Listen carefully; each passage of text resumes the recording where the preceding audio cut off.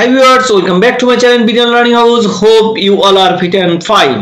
আজ আমরা দেখব ইমপ্রেস 2 এর কিছু ব্যবহার।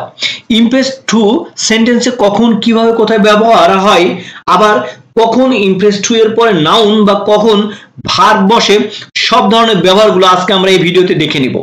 তো যারা ইংরেজি শিখতে চান বা ইংলিশে কথা বলতে চান তারা ভিডিওটি না টেনে প্রথম থেকে লাস্ট পর্যন্ত দেখবেন, কারণ প্রত্যেকটা সেন্টেন্স প্রত্যেকটা ওয়ার্ডই আপনাদের জন্য খুবই গুরুত্বপূর্ণ। So let's get started. সে তোমার ভালো ফলাফলে মুগ্ধ। আমি তোমার খাঁটি ভালোবাসায় মুগ্ধ। আমি আপনার উপস্থাপনা শুনে মুগ্ধ। তোমার কথা শুনে আমি মুগ্ধ। দেখেন প্রত্যেকটা সেন্টেন্সে বলা হচ্ছে যে কারো কোনো কিছু ভালো দেখে বা কারোর সাথে দেখা হওয়ার পরে, কারো কোনো জিনিস ভালো লাগলো, তখন আমরা যে এক্সপ্রেশনটা দিই সেটা প্রকাশ করতে আমরা ইমপ্রেস 2 ব্যবহার করি। ওকে, সেই জিনিসগুলো প্রকাশ করতে কি করি আমরা ইমপ্রেস 2 ব্যবহার করি। দ্যাট মিনস ইমপ্রেস 2 মানে হচ্ছে কি মুগ্ধ, তাই না? তো কখন আমরা এই ইমপ্রেস 2 এর পরে ভার্ব বা কখন নাউন ব্যবহার করতেছি সেটা নিয়ে একটু আমাদের কনফিউশন থাকে, বা এই ধরনের সেন্টেন্সগুলো মেক করতে আমরা হয়তো পারি না। অনেকেই আমরা এই বাংলা সেন্টেন্সগুলো কিন্তু বারবার বলি যে আমি তোমাকে দেখে মুগ্ধ বা আপনার সাথে দেখা করে আমি মুগ্ধ, আমরা তার পবিত্র কোরআন তেলাওয়াত শুনে মুগ্ধ। দ্যাট মিনস কারো কোনো কিছু একটা ভালো কর্ম দেখে আমরা মুগ্ধ হলে আমরা তাকে বলি যে হ্যাঁ তোমার কথা শুনে আমরা কিন্তু মুগ্ধ। তো এই যে কথাগুলো বলতেছি এই কথাগুলো কিন্তু আমরা বলতে পারি না, কেন? যে আমরা ঠিক মতো এর ব্যবহারটা জানি না, যে কিভাবে সেন্টেন্স মেক করতে হয়, কিভাবে এটা এক্সপ্রেশন দিতে হয় সেটাই জানি না। তো আই হোপ যারা ভিডিওটি দেখছেন এই ধরনের বাক্য গঠন বা সেন্টেন্স মেকিং আজকের পর থেকে আর কোনো সমস্যা থাকবে না। সো দেখি প্রথম সেন্টেন্সটাতে কি বলা হচ্ছে। বলতেছে যে সে তোমার ভালো ফলাফলে মুগ্ধ। ওকে, সে তোমার ভালো ফলাফলে মুগ্ধ, তাহলে হি বা শিও দিতে পারেন। He is impressed to. Okay, he is impressed to ভালো ফলাফল, না ইওর গুড রেজাল্ট। দেখেন he is impressed to your good result. এখানে ইউ হবে, ইউ না, impressed to your good result. Okay, আমি তোমার খাঁটি ভালোবাসায় মুগ্ধ। বলে না যে আমি তোমার খাঁটি ভালোবাসায় মুগ্ধ, তাহলে I am impressed to your genuine love বলতে পারি, অথেন্টিক লাভ বলতে পারি, রিয়াল লাভ বলতে পারি, যেটা আপনি ইচ্ছা বলতে পারেন। যদি জেনুইন বলি জেনুইন লাভ।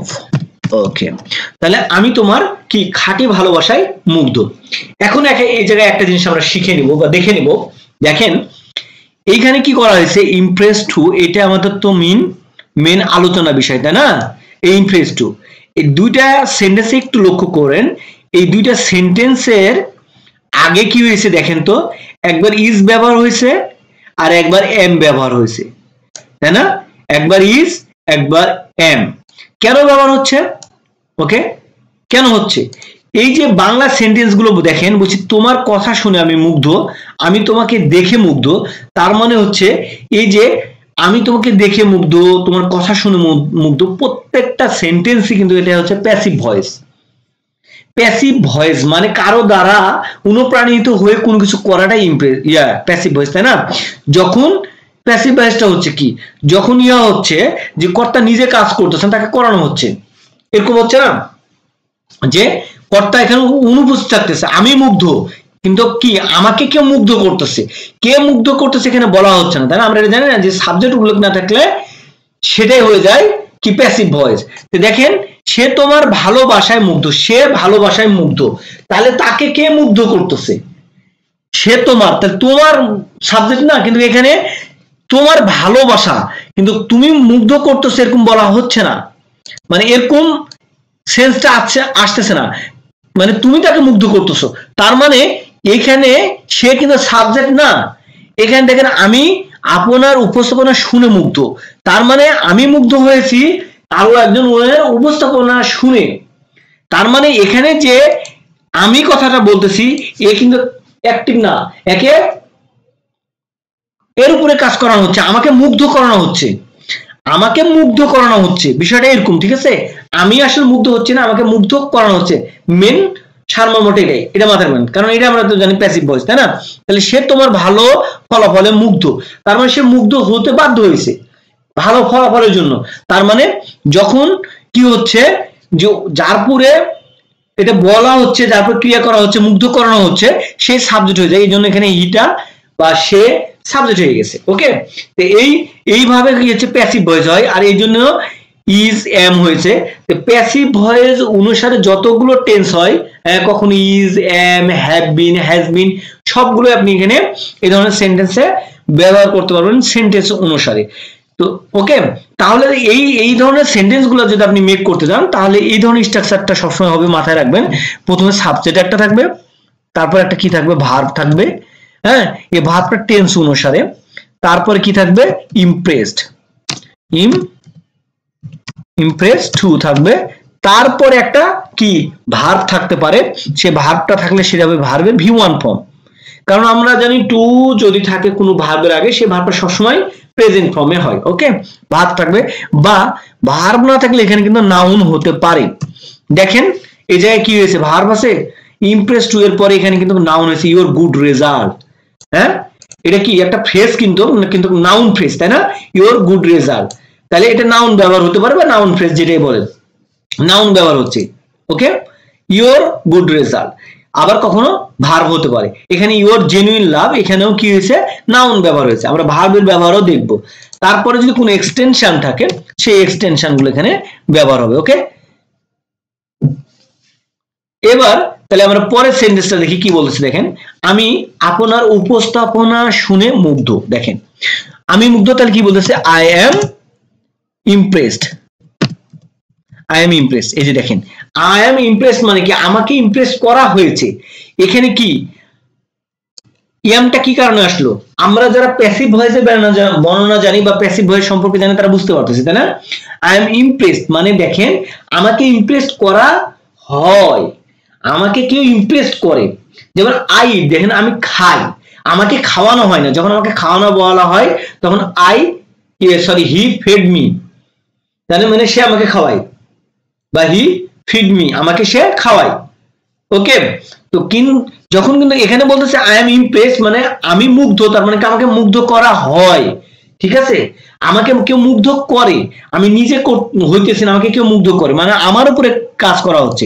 আর যখন যার উপরে কাজ করা হবে প্যাসিভ ভয়েসে, সে সাবজেক্ট হয়ে যায়। এই জন্য আইটা সাবজেক্ট, আই এম ইমপ্রেসড। ঠিক আছে, কি কারণে ইমপ্রেস, ইমপ্রেস টু শুনে, শোনার ইংলিশ কি, লিসেন বা হিয়ার না, লিসেন। তাহলে I M Impress to listen তোমার উপস্থাপনা, লিসেন ইওর প্রেজেন্টেশন, প্রেজেন্টেশন। ওকে, দেখেন এখন আমরা পেয়ে গেছি না, ইমপ্রেস টু এর পরে কখনো কি হয়, ভার্ব হয়, আর কখনো কি হচ্ছে, নাউন হয়, যেটা আমি বলেছিলাম এখানে ভার্ব এসেছে। লিসেন মানে এখানে শোনা, তাহলে I M Impress to listen your presentation, আমি তোমার উপস্থাপনা শুনে মুগ্ধ। ওকে, এবার দেখি যে তোমার কথা শুনে আমি মুগ্ধ, তাহলে কি, আই এম ইমপ্রেসড, কথা শুনে, আই এম ইমপ্রেসড শুনে, তাহলে I am impressed to listen, I am impressed to listen কি, তোমার কথা, your talking, your talking, I am impressed to listen your talking, আমি তোমার কথা শুনে মুগ্ধ। I am impressed to listen your talking, আমি তোমার কথা শুনে মুগ্ধ। এই ধরনের সেন্টেন্স গুলো কি অনেক চমৎকার লাগে, শুনতে ভালো লাগে, তাই না? আমরা কিন্তু কারোর সাথে যখন দেখা হয়, সাক্ষাৎ হয়, তখন কথাবার্তার পরে যখন তার কথা শুনে আমরা ইমপ্রেসড হই, তখন আমরা বলি, বা কারো কোনো কিছু ভালো দেখলেও আমরা বলি যে তোমার এটা দেখে আমি খুব ইমপ্রেসড। যেমন এখানে বললাম যে তোমার প্রেজেন্টেশন দেখে আমি খুব ইমপ্রেসড। তো এই ধরনের সেন্টেন্স মেকিং যদি আমরা জানি বা করতে পারি, তাহলে দেখবেন যে এই ধরনের কথাগুলো বলতে গিয়ে এই ইমপ্রেস টু এর কি অনেক ব্যবহার হচ্ছে। ওকে, আমি তোমাকে দেখে মুগ্ধ, তাই না? আমি তোমাকে দেখে মুগ্ধ কি, তুমি দিনে দিনে স্মার্ট হয়ে যাচ্ছ, আমি তোমাকে দেখে মুগ্ধ যে তুমি দিনে দিনে কি স্মার্ট হয়ে যাচ্ছ। তাহলে কি বলতেছে, I am impressed, I am impressed to দেখে, to see you, I am impressed to see you, আমি তোমাকে দেখে মুগ্ধ, তাই না? আমরা এই ধরনের সেন্টেন্স গুলো প্র্যাকটিস করবো বাসায় বসে, হ্যাঁ বাসায় বসে বসে প্র্যাকটিস করবো। আমি বা আপনার সাথে দেখা করে আমি মুগ্ধ, বা তোমার সাথে দেখা করে আমি মুগ্ধ, বোথ আর সেম, তাই না? আপনার সাথে দেখা করে আমি মুগ্ধ, তাহলে I am impressed, I am impressed to meet you. তোমার সাথে সাক্ষাৎ করে আমি মুগ্ধ বা তোমার সাথে দেখা করে আমি মুগ্ধ, I am impressed to meet you. Okay, অনেক চমৎকার না? অনেক চমৎকার সেন্টেন্স। এবার দেখেন বলতেছে আমরা তার পবিত্র কোরআন তেলাওয়াত শুনে মুগ্ধ, যেটা এর আগে বলেছিলাম আমি তোমার প্রেজেন্টেশন দেখে, মানে কোনো কিছু দেখে কারো কোনো অ্যাক্টিভিটিস দেখে আমরা কিন্তু এগুলো বলি যে তার পবিত্র কোরআন তেলাওয়াত শুনে আমরা মুগ্ধ। আমরা সাবজেক্ট চেঞ্জ করে ভার্ব চেঞ্জ করে বিভিন্ন সেন্টেন্সকে এদিক ওদিক করে আমরা সেন্টেন্স বানাবো, তাহলে দেখবেন যে আমাদের অ্যাকুরেসিটা বাড়তেছে, আমরা বিভিন্ন সময় বিভিন্ন জায়গায় সেন্টেন্স মেকিং করতে পারতেছি এবং আমাদের ফ্লুয়েন্সিটা বাড়তেছে। তাহলে আমরা তার পবিত্র কোরআন তেলাওয়াত শুনে মুগ্ধ, তাহলে উই আর, তাই না? উই এর সাথে সবসময় কি যায়? আর যায়, তাই না? We are impressed, we are impressed. আমি এটা এখানে আলোচনা করব না যে কখন উই এর পরে আর বা আই এর পরে কেন এম হলো, হি এর পরে কেন ইজ হলো, এটা নিয়ে অলরেডি আবার একটা ভিডিও মেক করা আছে। হ্যাঁ, ওটা আপনারা দেখে নিতে পারেন, আমার চ্যানেলের প্লেলিস্টে আছে, যে পার্সোনাল নিয়ে একটা ভিডিও মেক করা আছে, কিভাবে সাবজেক্টের পরে আর হয়, এম হয়, সবগুলো আলাদা আলাদা ভিডিও মেক করা আছে, আপনারা চাইলে দেখে নিতে পারেন। তাহলে উই আর ইমপ্রেসড কি করে? শুনে, তাহলে we are impressed to listen, we are impressed to listen কার? তার, তাহলে হিজ কি? পবিত্র কোরআন তেলাওয়াত, তাহলে তেলাওয়াতের ইংলিশ কি? রিসাইটিং। কোনো কিছু আবৃত্তি করার ইংলিশ আমরা জানি রিসাইট করা, তাই না? Reciting, reciting, his reciting holy Quran, পবিত্র কোরআন, তাই না? হোলি, হোলি কোরআন, কোরআন, হোলি কোরআন। তাহলে কি হচ্ছে? We are impressed to listen his reciting the holy Quran, holy Quran এগুলো সমস্যায় দা দিতে হবে, হোলি কোরআন। তাহলে we are impressed to listen his reciting the holy Quran, আমরা তার পবিত্র কোরআন তেলাওয়াত শুনে মুগ্ধ। তারা আপনার সাথে কথা বলে মুগ্ধ। হ্যাঁ, বলে না যে তারা তোমার সাথে কথা বলে মুগ্ধ, তাহলে they are impressed, they are impressed to talk to you, they are impressed to talk to you, তারা তোমার সাথে কথা বলে বা তারা আপনার সাথে কথা বলে মুগ্ধ। ওকে, তো দেখেন এখন পর্যন্ত আমি যে কটা সেন্টেন্স মেক করছি all are in present tense, তাই না? সমস্ত সেন্টেন্স গুলো আমি প্রেজেন্ট টেন্সে কি করেছি এক্সপ্লেইন করেছি। এখন যদি এই সেন্টেন্সটাকে আপনি যদি পাস্ট টেন্সেও করতে চান, আপনি ইজিলি করতে পারবেন, যে তারা তোমার সাথে বা আপনার সাথে কথা বলে মুগ্ধ হয়েছিল, তারা তোমার সাথে কথা বলে মুগ্ধ হয়েছিল, জাস্ট এখানে কি দিবেন তখন? দে ওয়ার, কিচ্ছুই না, খালি পাস্ট টেন্সের আমরা যে ওয়াজ ওয়ারের ব্যবহার জানি সেটাই। তো they were impressed to talk to you, তারা তোমার সাথে কথা বলে মুগ্ধ হয়েছিল।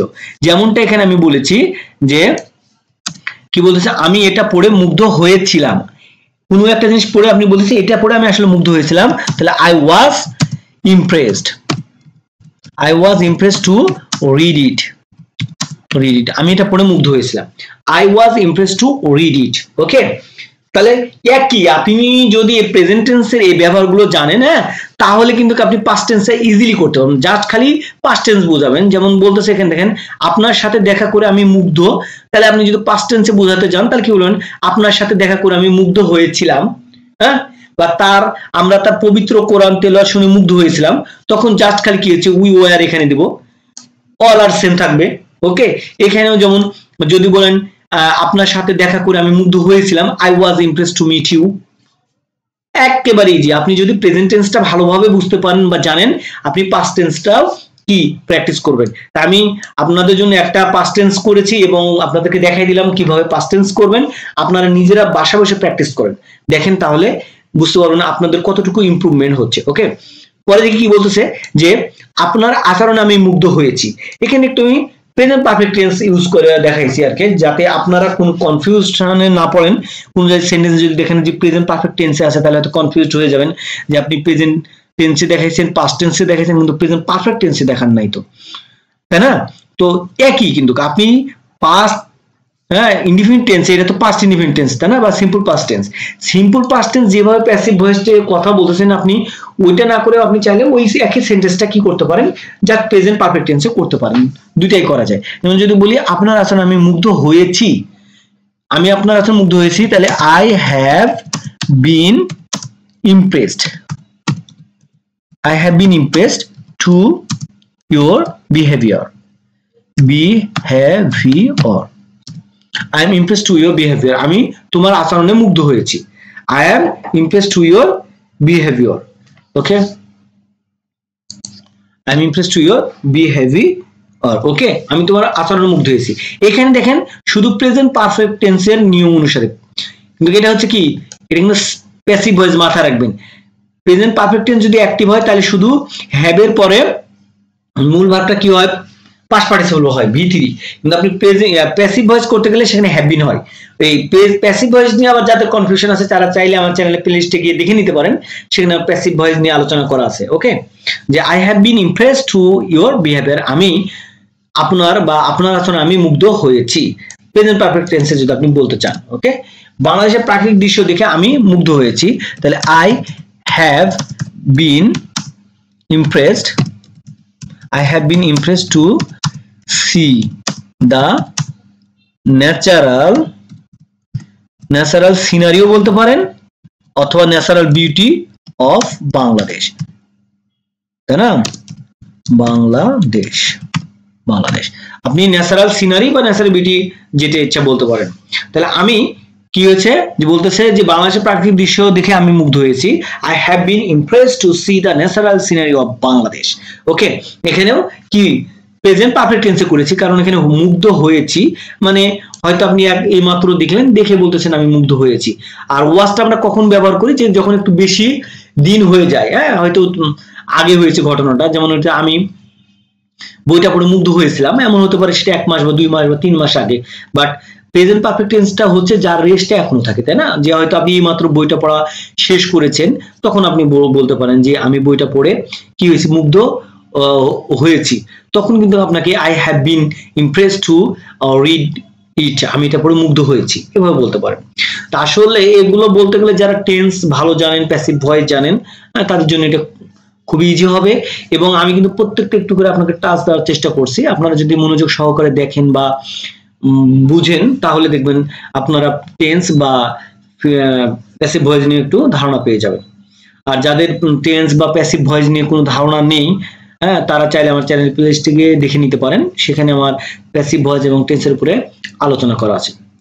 তাই হোক, যারা প্রথম থেকে ভিডিওটি এখন পর্যন্ত দেখছেন তারা বুঝতে পারছেন কিভাবে ইমপ্রেস টু বিভিন্ন সেন্টেন্সের মধ্যে ব্যবহার করা যায় এবং ইমপ্রেস টু দিয়ে কত সুন্দর সুন্দর সেন্টেন্স মেক করা যায়। তো আজকের মতো এখানে শেষ করছি, দেখা হবে নেক্সট কোনো ভিডিওতে। আসসালামু আলাইকুম, আল্লাহ হাফেজ।